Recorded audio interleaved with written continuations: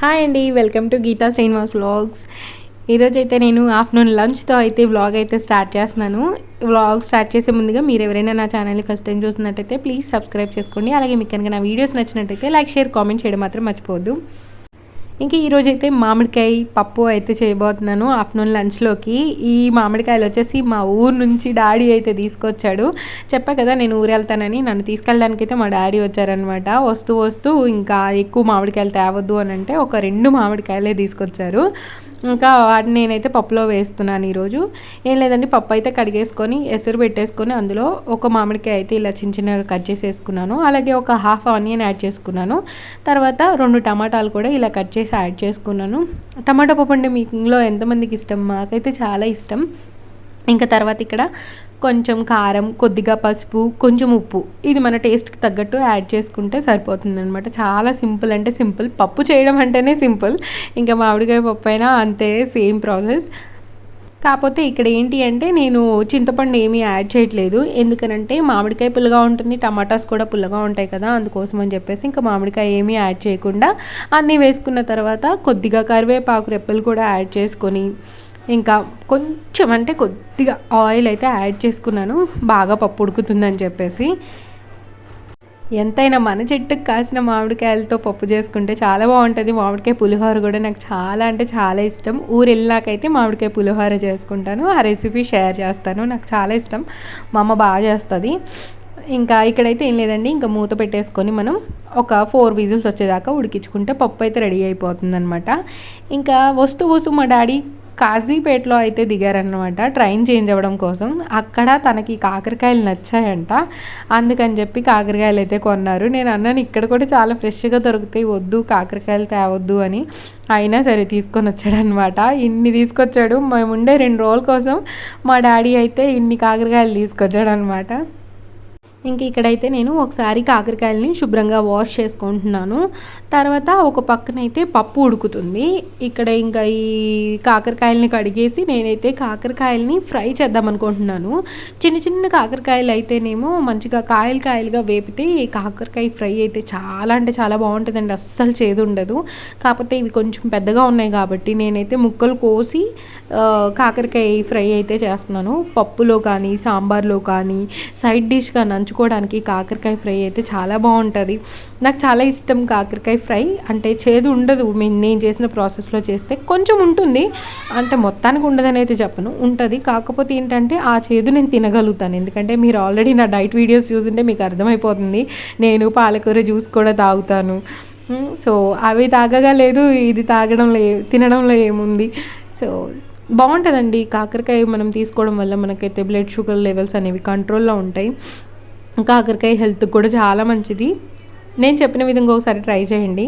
కాకరకాయ ఫ్రై ఎలా వచ్చిందో నాకు కామెంట్ చేయండి. ఇక్కడైతే నేను అన్నీ ఇలా చిన్నగా ముక్కలైతే ఈ విధంగా కట్ చేసుకుంటున్నాను.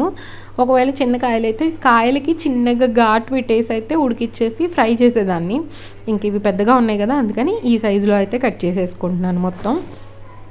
తర్వాత అయితే ఇంకా ఈ కాయల్ని ఉడికిచ్చేసుకోవడమే మనం. నేనైతే ఇక్కడ ఇడ్లీ కుక్కర్ ఉంది నా దగ్గర కదా, దాంట్లో ప్లేట్లు తీసేసి అయితే ఇంకా ఇడ్లీ కుక్కర్లో అయితే ఉడికేస్తున్నాను అనమాట. అంటే మామూలుగానే ఉడుకుతాయి, అంటే కుక్కర్లో పెట్టి ప్రెషర్కి ఉడికించినట్టుగా ఏం కాదు, నార్మల్గానే ఉడుకుతాయి అనమాట. ఇంకా నేనైతే ఇక్కడ వాటర్ వేసేసి ఇందులో కొంచెం పసుపు, కొద్దిగా ఉప్పు వేసి అయితే ఉడికేస్తున్నాను. ఒకవేళ మీరు మజ్జిగ కూడా వేస్తే మజ్జిగ కూడా వేయొచ్చు అనమాట. నేనైతే ఈసారి మజ్జిగ వేయలేదు. ప్రీవియస్గా అయితే నేను ఒక వీడియో చేశాను, కాకరకాయ వేపుడు వీడియో, దాంట్లో అయితే నేను మజ్జిగ యాడ్ చేశాను అనమాట. మజ్జిగ వేసుకుంటే కూడా మనకి చేదు అనేది పోతుంది. ఇక్కడైతే నేను ఏంటంటే ఇంట్లో పెరుగు కొద్దిగానే ఉంది, ఆఫ్టర్నూన్ మళ్ళీ పెరుగన్నం తింటాం కదా, అందుకోసం అని చెప్పేసి నేనైతే ఇంకా ఇక్కడ పెరుగు యాడ్ చేయలేదు. తర్వాత ఇక్కడైతే ఆనియన్స్ కట్ చేసుకుంటున్నాను. ఫ్రై కదా, కొద్దిగా ఆనియన్స్ అనేవి ఎక్కువగా పడతాయి అన్నమాట, అందుకని అన్నీ ఫస్ట్ అయితే పొట్టు తీసేసి ఇంకా కట్ చేసేసుకుంటున్నాను. ఇక్కడైతే నేను ఒక ఆనియన్ అయితే పక్కకు తీసేసుకుంటున్నాను, ఎందుకంటే పప్పు తాలింపు పెట్టడం కోసం. మిగిలిన ఆనియన్స్ వచ్చేసి నేను ఫ్రైకి అయితే యూజ్ చేస్తున్నాను. అంటే కాకరకాయలు ఎక్కువగా ఉన్నాయి కదా, అందుకని చెప్పేసి ఎక్కువగా ఆనియన్స్ అయితే కట్ చేసుకుంటున్నాను. నేను ఇలా చిన్న ముక్కలుగా కాకుండా పొడుగు ముక్కలుగా అయితే కట్ చేసుకుంటున్నాను. అంటే ఫ్రైలోకి ఇలా అయితే బాగుంటుంది అనమాట, అన్నంలో కలుపుకునేటప్పుడు బాగా కలుస్తుంది. అందుకోసం అని చెప్పేసి ఇంకా పొడుగు ముక్కలే కట్ చేశాను. ఇంకా అలాగే ఆనియన్స్ కూడా ఎక్కువ ఉన్నాయి కదా, కోయడానికి ఎక్కువ టైం పడుతుందని చెప్పేసి ఇలా పొడుగు పొడుగుగా అయితే కట్ చేసేసాను. ఇంక ఇక్కడ పప్పు కూడా ఉడికిపోయిందండి. ప్రెషర్ కుక్కర్లో ప్రెషర్ అంతా పోయిన తర్వాత అయితే ఇంకా నేను పప్పు ఓపెన్ చేసి చూస్తే ఇంకా పప్పు అయితే చాలా మెత్తగా మంచిగా ఉడికిపోయిందండి. అసలు ఇక నేనైతే పప్పు గుత్తితో మంచిగా ఒకసారి మెదిపేసుకున్నాను. పప్పు చాలా మెత్తగా మంచిగా ఉడికింది. చాలా అంటే చాలా టేస్టీగా ఉంది. ఈసారి మా చెట్టు మామిడికాయ మా వారు కూడా తిన్నారనమాట. ఫస్ట్ టైం తినేటప్పుడే మామిడికాయ పప్పుతో తిన్నాం ఈసారి. చూడండి ఇక్కడ చూపిస్తున్న విధంగా మెదుపుతూ ఉంటే మంచిగా మెత్తగా మెదికిపోతుంది అనమాట. ఇంకా తర్వాత అయితే పప్పు అయితే పోపు పెట్టుకోవడానికి నేనైతే ఆయిల్ వేసుకొని, ఆయిల్ కొద్దిగా వేడెక్కిన తర్వాత అందులో కొంచెం జీలకర్ర, కొద్దిగా ఆవాలు, 2 ఎండుమిర్చిని అయితే వేసేసుకొని కొంచెం ఫ్రై చేసుకున్నాను. ఇక్కడ ఇవి కొద్దిగా ఫ్రై అయిన తర్వాత ఒక 5-6 వెల్లుల్లి రెబ్బల్ని దంపేసుకొని, అలాగే ఒక 2 రెమ్మల కరివేపాకునైతే దూసి ఇంకా దీంట్లో వేస్తున్నాను. రెబ్బలు అనబోయాను, మళ్ళీ రెమ్మలు అని చెప్పి కంట్రోల్ చేసుకున్నాను అనమాట. ఇంకా వెల్లుల్లి వేసుకుంటే మన పప్పుకైతే చాలా టేస్ట్ వస్తుందండి. పప్పు టేస్ట్ రావడానికి కారణము వెల్లుల్లి అలాగే కరివేపాకు. ఇంకా ఇక్కడైతే ఆనియన్స్ కూడా కట్ చేసి పెట్టుకున్నాను కదా, అవి కూడా యాడ్ చేసేసుకొని కొంచెం పసుపు యాడ్ చేసుకొని కొంచెం గోల్డెన్ కలర్ వచ్చేదాకా ఫ్రై చేసుకుంటే సరిపోతుంది. ఇంక ఇలా ఫ్రై అయిపోయిన తర్వాత మనం పప్పును మెదిపేసి పెట్టుకున్నాం కదా, ఆ పప్పును వేసేసి కొంచెం సేపు ఇలా మూత పెట్టేస్తే ఆ తాలింపు ఫ్లేవర్ అంతా పప్పుకు బాగా పడుతుందండి. పప్పు తాలింపు వేయగానే వెంటనే మూత పెట్టాలి. మూత పెడితే పప్పు అంతా ఆ తాలింపుతో మంచిగా కలిసి స్మెల్ బాగా వస్తుంది అనమాట. తినేప్పుడు కూడా చాలా టేస్టీగా ఉంటుంది. ఇంకా ఒక 2 మినిట్స్ తర్వాత అయితే ఇంకా నేను పప్పు మీద మూత తీసేసి ఒకసారి కలిపేసుకొని ఇంకా పప్పునైతే పక్కకు పెట్టేసుకున్నాను. పప్పు అయితే రెడీ అయిపోయింది. ఇంకా ఇక్కడ కాకరకాయలు అయితే మంచిగా ఉడికిపోయాయి అనమాట. ఎక్కువ మెత్తగా ఉడకకుండా కొంచెం ఉడికితే సరిపోతుంది అనమాట. ఎక్కువ మెత్తగా ఉడికితే మనం ఫ్రై చేసినప్పుడు అవి చిదిరిపోతాయి. అందుకోసం అని చెప్పేసి ఇక్కడ చూపిస్తున్న విధంగా ఉడికితే సరిపోతుంది. ఇంకా ఇవి పక్కన పెట్టేసుకొని తర్వాత డీప్ ఫ్రైకి నేను ఆయిల్ అయితే పెట్టుకున్నాను. ఫస్ట్ నేను ఈ ముక్కల్ని ఆయిల్లో అయితే ఫ్రై చేసుకుంటాను. ఎందుకనంటే మనకు అప్పుడే చేదంతా పోతుంది అనమాట. ఏదో కొద్ది గొప్ప ఉంటుంది కానీ ఎక్కువగా అయితే చేదు ఉండదు. ఇంకా ఆయిల్ ఎంత సరిపోతుందో చూసుకొని అంతే వేసుకోండి, ఎందుకంటే ఎక్కువ వేసుకుంటే మళ్ళీ ఆయిల్ అంతా వేస్ట్ అవుతుంది అనమాట. ఇక్కడ నేను డ్రైన్ చేసేసుకున్నాను కాకరకాయ ముక్కల్ని. ఇంకా ఆయిల్ చూడండి ఇక్కడ వేడెక్కిపోయింది. ఇంకా ఇందులో నేను ఇప్పుడు కాకరకాయ ముక్కల్ని వేసి అయితే కొంచెం గోల్డెన్ కలర్ వచ్చేదాకా ఫ్రై చేసుకుంటాను. నేను ఎప్పుడు కాకరకాయలు బ్రౌన్ కలర్ వచ్చి కరకరలాడేలాగా ఫ్రై చేసుకునేదాన్ని అనమాట. అలా చేస్తే అస్సలు చేదు ఉండదు. ఇంకా ఈసారి అయితే కొంచెం గోల్డెన్ కలర్ వచ్చి ముక్క కొద్దిగా సాఫ్ట్గా ఉన్నప్పుడే నేను ఇంకా కాకరకాయలు అయితే ఫ్రై చేసినవి పక్కకు తీసేసుకున్నాను. అంటే ఇలా చేస్తే ఎలా వస్తుందా అని చెప్పేసి, చేదు ఉంటుందా లేదా చెక్ చేద్దామని చెప్పేసి ఇగో ఇక్కడ చూపిస్తున్న విధంగా ఫ్రై చేసుకున్నాను.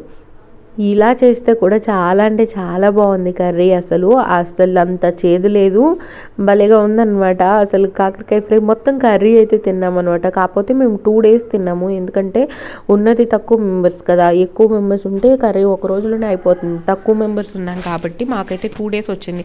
ఇలా ఫ్రై చేసిన కాకరకాయ కర్రీ మనం ఫ్రిడ్జ్లో పెట్టాల్సిన అవసరం లేదు. బయట పెట్టుకున్న ఒక వారం రోజులు కర్రీ అనేది బాగుంటుంది. కాకపోతే ఆనియన్స్ ఎక్కువ వేస్తే ఎక్కువ రోజులు ఉండదన్నమాట. నేనైతే ఎక్కువ వేసాను కదా, నాకు ఎలాగో 2 daysకి సరిపోయింది. తర్వాత ఇక్కడైతే నేను పోపు పెట్టుకుంటున్నాను. కొద్దిగా ఆయిల్ ఎక్కువ అవుతుంది అనిపించి కొంచెం ఆయిల్ని నేను పక్కకు తీసుకున్నాను. తర్వాత అందులో ఆవాలు, జీలకర్ర, పచ్చిశనగపప్పు, మినపగుళ్ళు, కరివేపాకు, ఆనియన్స్ వేసి అయితే ఇవి మంచిగా ఒక గోల్డెన్ కలర్ వచ్చేదాకా సాఫ్ట్గా అయిపోయేదాకా ఫ్రై చేసుకుంటున్నాను.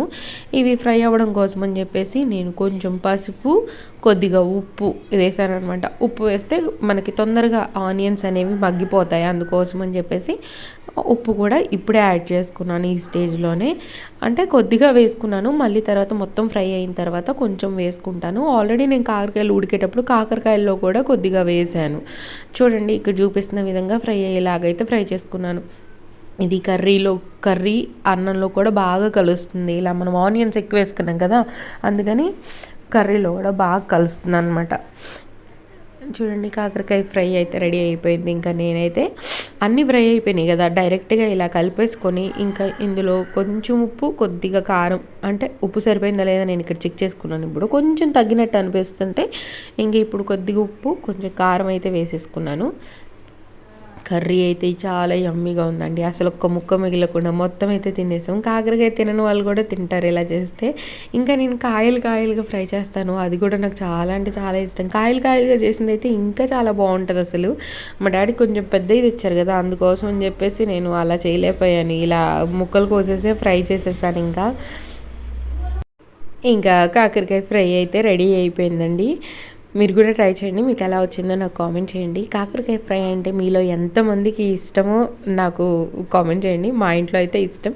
ఇది సైడ్ డిష్గా బాగుంటుందండి. సాంబార్ చేసినప్పుడు పక్కన పెట్టుకొని తినడం, పప్పు చేసినప్పుడు పక్కన పెట్టుకొని తినడం చాలా బాగుంటుంది. ఇక్కడైతే చూడండి, నేను ఫ్లిప్కార్ట్ నుంచి ఏం ఆర్డర్ చేశానో చూపిస్తున్నాను. ఇక్కడ వచ్చేసి నేను కిచెన్లో ఏమంటారు స్టోరేజ్ బాక్సెస్ అయితే తీసుకున్నాను అనమాట. అవి ఓపెన్ చేస్తున్నారు మా వారు. అన్బాక్సింగ్ నేను చేస్తాను అని అంటే, సరే చేయండి మీ ఇద్దరు కలిసి అని అంటే ఇంకిద్దరు కూర్చొని అన్బాక్సింగ్ చేస్తున్నారు ఇక్కడ మా వారు, మా పాపకైతే చాలా ఎగ్జైట్మెంట్ అనమాట. ఏదైనా పార్సల్ రానివ్వండి, అది బిర్యానీయే రానివ్వండి, అమెజాన్ నుంచి పార్సలే రానివ్వండి, ఫ్లిప్కార్ట్ నుంచే రానివ్వండి, ఏదైనా బాక్స్ వస్తే డాడీ ఓపెన్ మమ్మీ ఓపెన్ ఇలాగే అంటుంది అనమాట. అసలు అంటే నా కిచెన్లో స్టోరేజ్ బాక్సులు అప్పుడు మూడు అలా డిఫరెంట్ కలర్స్ డిఫరెంట్గా తెచ్చుకున్నానండి. అవి చాలా పాతగా అయిపోయినాయి కూడా. ఇంకా నాకు లేదు మంచిగా పెట్టుకోవాలి అని చెప్పేసి నేనైతే ఇవి ఫ్లిప్కార్ట్లో ఆర్డర్ పెట్టుకున్నాను. నిజంగా అండి చాలా అంటే చాలా బాగున్నాయి. అసలు ప్లాస్టిక్ క్వాలిటీ అనేది చాలా బాగుంది, నాకైతే నచ్చింది. అంటే ఇట్లా బ్రేక్ అయ్యేలాగా ఏమీ లేదు, గట్టిగా ఉందన్నమాట. ఏంటి ప్లాస్టిక్ ఎందుకు వాడుతున్నారు అని అంటే, ఇప్పుడు పాప ఉంది కదా, ఏది పట్టుకొని కింద వేసినా మొత్తం ముక్కలు అయిపోతుంది అనమాట. అందుకోసం అని చెప్పేసి నేను ఇంకా ప్లాస్టికే ప్రిఫర్ చేశాను. అయినా ఇప్పుడు కొన్ని డేస్ వరకు అయితే నాకు ప్లాస్టికే ఇప్పుడు ఇంట్లో సేఫ్ అనమాట. గ్లాస్ బ్రేక్ అయ్యి దాని మీద కాలు వేసి ఇవన్నీ అవడం కంటే ఇదే బెటర్ అనిపించింది. అందుకోసం అని చెప్పేసి అయితే నేను ప్లాస్టికే ఆర్డర్ పెట్టుకున్నాను. నేను చేసినవి చూసి క్వాలిటీ బాగుందని చెప్పి మా మమ్మీ ఆర్డర్ పెట్టుకుంది. ఇంకా మా అత్తయ్య వాళ్ళకి నేను ఆర్డర్ పెట్టాను అనమాట. అక్కడికి వెళ్ళినప్పుడైనా నాకు అవసరం అవుతూ ఉంటాయి కదా, అట్లా ఇంకా అక్కడికి కూడా పెట్టేశాను. ఇంకా నిజంగా అండి చాలా అంటే చాలా బాగుంది. చూడండి, లీక్ అవ్వకుండా మనకి రబ్బర్ కూడా ఇచ్చాడనమాట మూతకి. సో చాలా అంటే చాలా బాగున్నాయి. ఇంకా నేను మొత్తం సెట్ చేసినాక చూపిస్తాను, ఎందుకంటే ఇప్పుడు నేను ఎలాగో ఊరెళ్ళి వస్తాను కదా, అందుకోసం అని చెప్పేసి నేను ఇప్పుడు ఏమీ వేయట్లేదు. దాంట్లో ఆల్రెడీ ఉన్న ఐటమ్స్ అన్నీ ఖాళీ చేసేసాను. ఇంట్లో ఏమేమి ఉన్నాయో అవన్నీ నేను హాస్టల్కి పంపించేసాను. పప్పులు ఉప్పులు ఏమైనా ఉంటే పాడవుకోకుండా. ఇంక ఇక్కడ నేను కూడా కూర్చొని చెక్ చేస్తున్నాను. అంటే ఇది 12 బాక్స్ సెట్ అనమాట. ఇద్దరం చూస్తే త్వరగా అయిపోతుందని చెప్పేసి కూర్చొని నేను కూడా చెక్ చేసుకుంటున్నాను. ఎందుకంటే నేను కూడా చెక్ చేస్తే కానీ సాటిస్ఫాక్షన్ ఉండదు కదా, ఎవరికైనా లేడీస్కి అంతే. వాళ్ళు హస్బెండ్ చెక్ చేసినా కానీ వాళ్ళు కూడా కూర్చొని చెక్ చేసుకుంటారు అనమాట. ఎందుకంటే రెగ్యులర్గా వాళ్ళే యూజ్ చేస్తారు కదా లేడీసే, అందుకోసమని వాళ్ళు కూడా చూస్తేనే వాళ్ళకి సాటిస్ఫాక్షన్ ఉంటుందన్నమాట. ఇంకా మా పాప కూడా చెక్కింగ్ మీద చెక్కింగ్ చేస్తుంది అనమాట. నేను మూత ఎలా ఫిట్ అవుతుంది, డబ్బా ఎంత గట్టిగా ఉంది అని చెప్పి అయితే చెక్ చేసుకుంటున్నాను. బాగుందండి, నాకైతే నచ్చింది. ఇక్కడ చూడండి, ఇక్కడ నేనైతే 12 బాక్స్ తెప్పించుకున్నాను కదా. ఈ 12 బాక్స్కి ఒక రేట్ ఉందండి, 10 బాక్సులు బుక్ చేస్తే ఒక రేట్ ఉందనమాట. నాకు 10కి ఎక్కువ రేట్ చూపిస్తుంది, 12కి తక్కువ రేట్ చూపిస్తుంది. ఇంకా ఇదైతే మొత్తం చెక్ చేసి అన్నీ మళ్ళీ కాటన్ బాక్స్లో పెట్టేసి అయితే పక్కకు పెట్టేసుకున్నాం. ఇంకా ఈ బాక్స్ వచ్చేసి 1200 గ్రామ్స్ పడుతుందండి. అంటే కేజీ పట్టి ఇంకో పావు కేజీ పడుతుంది అన్నమాట. సరిపోతుందండి ఫ్యామిలీలో. ఒక కేజీగా మనం ఎక్కువ తెచ్చుకోం కదా ఐటమ్స్. ఎక్కువ తెచ్చుకునే వాళ్ళైతే ఈ బాక్సెస్లో కొంచెం పెద్ద సైజు కూడా ఉన్నాయి. నాకైతే కేజీ సరిపోతాయండి. ఇంకా ఇక్కడైతే పాలు కాస్తున్నాను నేను. ఇంకా ఈరోజు ఈవినింగ్ పాలు తెచ్చుకున్నాం అనమాట. ఇంకా పాలు కాసేసి ఇంకా టీ పెడుతున్నాను. ఇంకా ఆఫ్టర్నూన్ లంచ్ చేసేసాం కదా, తర్వాత అయితే ఇంకా ఆ బాక్సులు ఈ బాక్సులు సెట్ చేస్తూనే ఉన్నాను. నేను ఇంకా ఊరెళ్ళిపోతున్నాను కాబట్టి ఇక్కడ ఉన్న సామాన్లన్నీ ఇంకా మొత్తం తీసేసాను. ఫ్రిడ్జ్ ఖాళీ చేసేసి మా హాస్టల్కి అయితే పంపించేసాను అనమాట. ఇంకా నేను ఈ పాలు కాసేస్తే ఇంకా తర్వాత ఇంకా నెక్స్ట్ డే మార్నింగ్ కూడా మాకు సరిపోతాయి, అందుకే ఈవినింగ్ తెచ్చుకున్నాము. ఇంకా ఇక్కడైతే టీ పెడుతున్నాను. టీ అయితే అందరికీ తెలిసిందే కదండి ఎలా పెట్టాలో. నేనైతే చాలా సింపుల్గా పెడతాను. ఇంకా ఈవినింగ్ టైం అయితే అసలు ఇంకా ఏమీ వేయను అనమాట, డైరెక్ట్గా టీ పెట్టేసుకుంటాను. ఎప్పుడైనా నాకు అన్నీ వేసి తాగాలి అన్నప్పుడు అన్నీ వేస్తానన్నమాట. కొంచెం ఇలాచి, కొంచెం మిరియాలు, కొంచెం అల్లం వేసి అయితే పెట్టుకుంటాను. నాకు ఇష్టం మిరియాలు వేసుకుంటే. ఇంకా టీ అయితే మరిగిపోయినాయి. ఇంకా టీ అయితే తాగేసామన్నమాట ఈవినింగ్. ఇంకా వ్లాగ్ వచ్చేసి ఇంతే అండి. ఎవరికైనా బాక్సెస్ కావాలంటే నాకు కామెంట్ చేయండి, నేను లింక్ అయితే మీకు ఇచ్చేస్తాను. హోప్ మీకు ఈ వీడియో నచ్చింది అనుకుంటున్నాను. నచ్చినట్టయితే లైక్, షేర్, కామెంట్ చేయడం మాత్రం మర్చిపోవద్దు. అలాగే మీరు కనుక నా ఛానల్ని ఫస్ట్ టైం చూస్తున్నట్టయితే ప్లీజ్ సబ్స్క్రైబ్ చేసుకొని పక్కన బెల్ రింగ్ చేయడం మాత్రం మర్చిపోకండి. బెల్ రింగ్ చేస్తేనే నేను చేసే వీడియోస్ అన్నీ మీకు 1 by 1 నోటిఫికేషన్ ద్వారా వచ్చేస్తుంది అనమాట. అప్పుడు మీరు ఏ వీడియో మిస్ అవ్వకుండా ఉంటారు. Thank you so much for watching this full video. Bye bye. Next వీడియోతో అయితే మళ్ళీ మీ ముందుకు వచ్చేస్తాను. బాయ్ అండి.